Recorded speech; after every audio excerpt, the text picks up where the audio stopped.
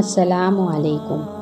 যখন আল্লাহর থেকে তোমার জন্য সাহায্য আসবে, যখন তোমার অসম্ভব দোয়াতে আল্লাহ রাজি হয়ে যাবে, তখন তুমি বারবার এই একটি বিশেষ খাস লক্ষণ প্রকাশিত হতে দেখবে।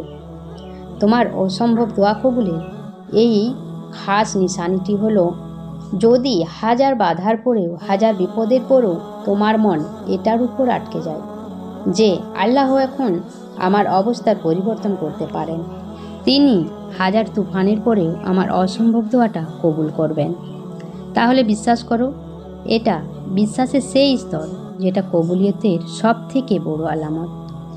একটা রিয়ায়তের যে মমিনের পরিচয় তার পরীক্ষার সময় পাওয়া যায়, যখন সে পাগলের মতো দোয়া করে রবের ইবাদতে ডুবে যায়, কিন্তু সে কোনো ফল দেখতে পায় না, আর হতাশার হাজার কারণ থাকার পরেও আশা এবং ভরসা রাখে আল্লাহর উপর।